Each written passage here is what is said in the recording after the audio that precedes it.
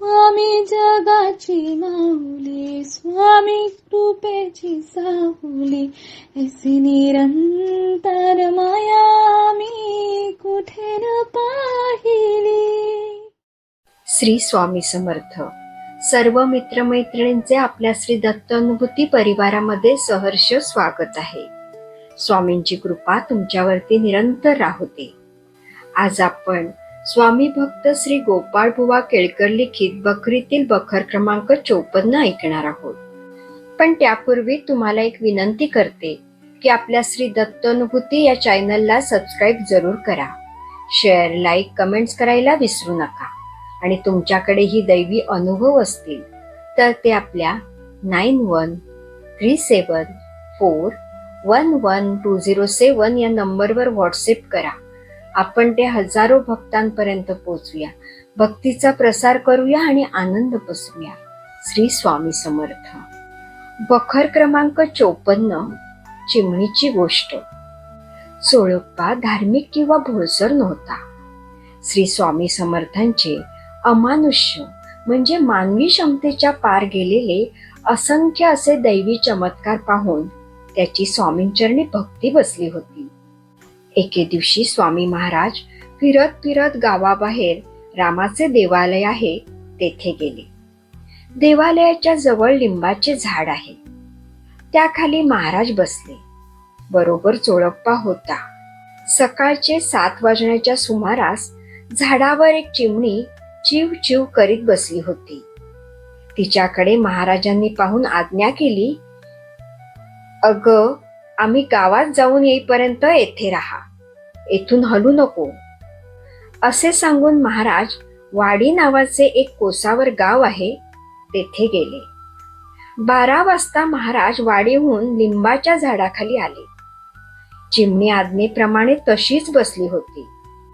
"तुला भूक लागली असेल ना, आता जा." म्हणून महाराजांनी आज्ञा करता चिमणी भुरकन ओढून गेली.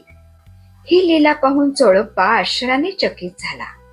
त्याला वाटले की पक्षीही महाराजांची आज्ञा मानतात, त्या अर्थी ते साक्षात ईश्वरी अवतार आहेत. जोपर्यंत चोळप्पा घरची भांडी गहाण ठेवून महाराजांना जेवू घाली तोपर्यंत महाराज कोठे दुसरीकडे न जाता त्याच्या घरी जेवी.